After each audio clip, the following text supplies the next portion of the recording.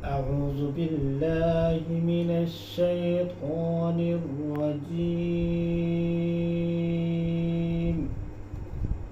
بسم الله الرحمن الرحيم.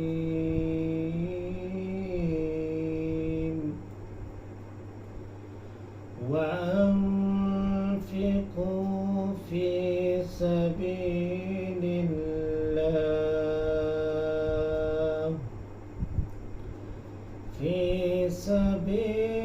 الله ولا تلقوا بأيديكم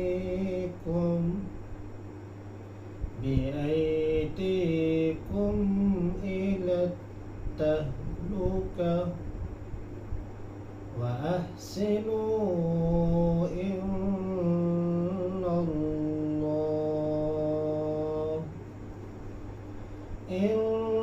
الله يحب المحسنين.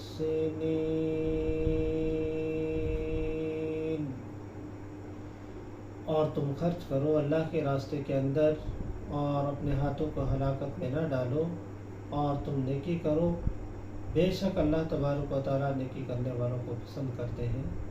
اللہم صلی علی سیدنا و مولانا محمد وعلی آل سیدنا مولانا محمد وبارک وسلم.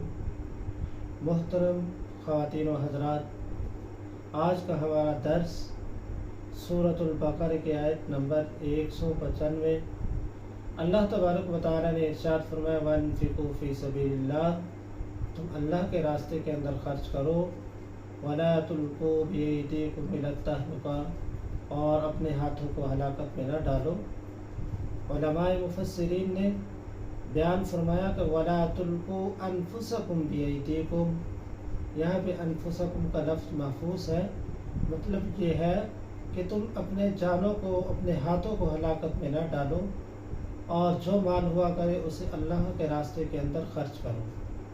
اللہ تبارک و تعالی نے قرآن مجید کے اندر مختلف جگہ پر ارشاد فرمایا لوگوں اللہ کے راستے کے اندر خرچ کرو، لوگوں اللہ کے راستے کے اندر خرچ کرو. اور ایک مقام پر تو یہ بھی ارشاد فرمایا کہ قبل اس ٹائم کے آنے سے پہلے کہ جب نہ کوئی تمہاری خرید و فروخت کام آئے گی، نہ دوستی کام آئے گی، نہ رشتہ داری کام آئے گی، تو اس وقت کے آنے سے پہلے جو مال ہوا کرے اسے اللہ کے راستے کے اندر قربان کر دو. اور حقیقت یہ ہے کہ جو مال ہم نے اللہ کے راستے کے اندر خرچ کر دیا، بھیج دیا، وہ ذخیرہ آخرت ہے. اس کے علاوہ باقی جو ہم چھوڑ کر چلے گئے اس کے اندر وہ ہمارے بچوں کے اوپر، ہماری اولادوں کے اوپر، چاہے وہ اللہ کے راستے کے اندر خرچ کریں، چاہے وہ اسے کسی بدی کے اندر، کسی برائی کے اندر ضائع کریں. تو فرمایا وَأَنفِقُوا فِي سَبِيلِ اللَّهِ، اللہ کے راستے کے اندر خرچ کرو. فی سبیل اللہ سے مراد جہاد فی سبیل اللہ بھی ہے. فی سبیل اللہ سے مراد مجاہد کو کوئی سامان مہیا کرنا بھی ہے. فی سبیل اللہ سے مراد کسی نیکی کے کام کے اندر خرچ کرنا بھی ہے. فی سبیل اللہ سے مراد کسی طالب علم کو کوئی چیز مہیا کرنا، اسے کھلانا بھی ہے. وَلَا تُلْقُوا بِأَيْدِيكُمْ إِلَى التَّهْلُكَةِ، ہاں جو مال آپ نے اللہ کے راستے کے اندر خرچ نہیں کیا، جہاد فی سبیل اللہ کے اندر خرچ نہیں کیا، کسی طالب علم کو کوئی سامان مہیا نہیں کیا، کسی نیکی کرنے والے کو کوئی پیسہ مہیا نہیں کیا، وَلَا تُلْقُوا بِأَيْدِيكُمْ إِلَى التَّهْلُكَةِ، یاد رکھو وہ آپ کا نہ دیا ہوا مال وہ ہلاکت کی طرف جا رہا ہے، تباہی کی طرف جا رہا ہے. تو فرمایا کہ اپنی جانوں کو، اپنے ہاتھوں کو ہلاکت میں نہ ڈالو. وَأَحْسِنُوا، اور نیکی کرو.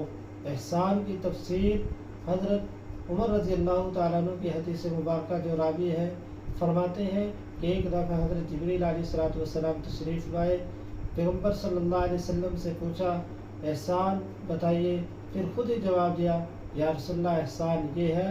اس کی دو تعریفیں بیان فرمائی کہ انسان اس طرح سے نیکی کرے گا تو کہ میں اللہ کو دیکھ رہا ہوں، ظاہر ہے کہ میں اللہ کو دیکھ رہا ہوں تو اللہ مجھے دیکھ رہے ہوں گے، تو نیکی کو بڑے دھیان سے، بڑی توجہ سے، بڑی خشوع خضوع سے ادا کرے گا. دوسرا کہ اگر یہ درجہ نہ ملے تو پھر کم از کم دل کے اندر یہ خیال ہو کہ اللہ مجھے دیکھ رہا ہے، تو ظاہر ہے کہ جب مالک دیکھ رہا ہے تو مالک کو دیکھ کر ایک غلام اس طرح کام کرتا ہے کہ جیسے مالک پاس کھڑا ہوا سب کچھ دیکھ رہا ہو، بڑی توجہ، بڑی دھیان اور بڑی احتیاط کے ساتھ کام کو کرتا ہے۔ تو اللہ تعالیٰ کی ذات تو مالک الملک ہے، بادشاہوں کی بادشاہ ذات ہے۔ جب ہم اس کے سامنے کھڑے ہوں اور ہمارا دھیان کہیں اور ہو تو پھر وہ عبادت اللہ تعالیٰ کے ہاں ناقابل قبول ہے۔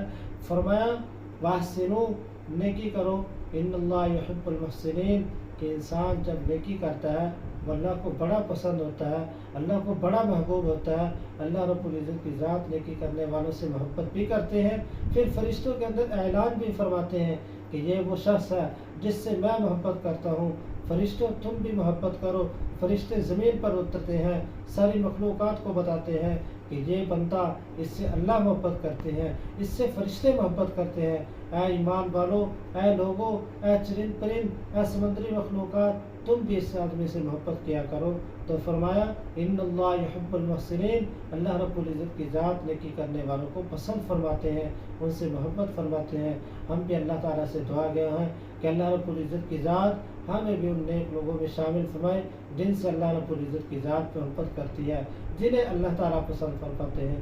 صدق اللہ العظیم۔